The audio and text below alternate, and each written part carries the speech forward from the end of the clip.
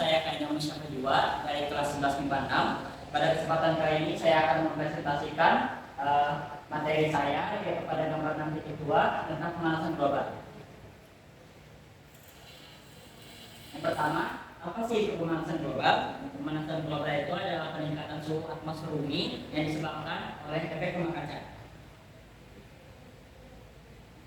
Nah, efek rumah kaca disebabkan oleh efek rumah kaca. Gimana sih konsep efek rumah kaca?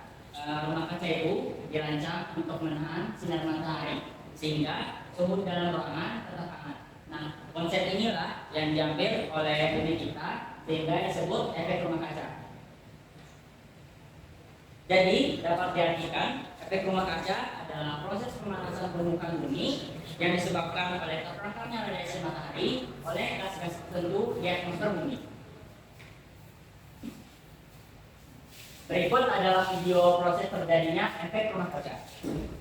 Nah, seperti yang kita ketahui, atmosfer bumi ini terdiri dari berbagai macam gas. Sebagian radiasi matahari yang mengenai atmosfer bumi akan dipantulkan kembali ke luar angkasa, dan sebagian lagi akan diserap oleh gas-gas di atmosfer,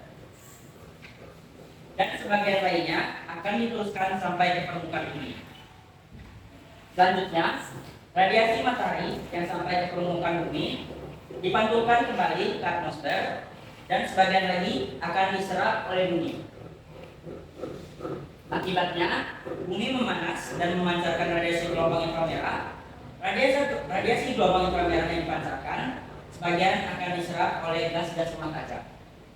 Akibatnya, gas-gas rumah kaca memanas dan memancarkan kembali radiasi gelombang inframerah ke segala arah, termasuk ke permukaan bumi.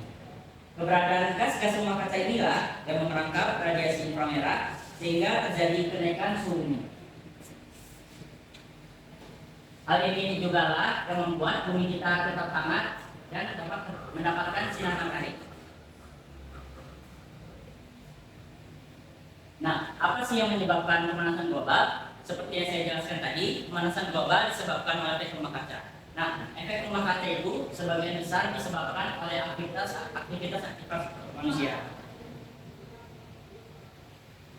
Nah, yang pertama ada emisi CO2 yang berasal dari pembakaran bahan bakar fosil sebagai pembangkit tenaga listrik, contohnya seperti asap industri di gambar atas ini.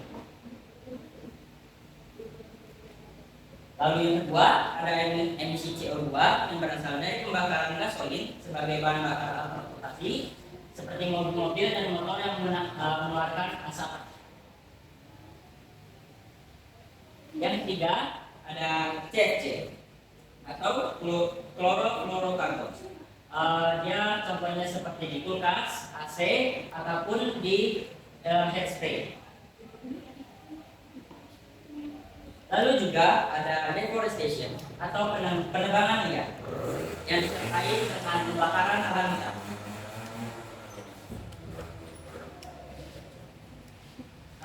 Contoh lain aktivitas manusia yang menyebabkan pemanasan global yaitu limbah pertanian dan peternakan.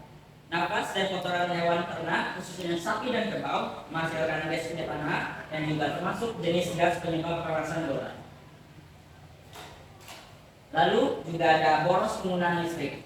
Pemborosan listrik membuat cadangan energi listrik menjadi semakin menipis karena energi listrik membutuhkan pembakaran batu bara sehingga meningkatkan pemanasan global. Nah, bagaimana sih upaya kita menanggulangi pemanasan global ini? Yaitu yang pertama,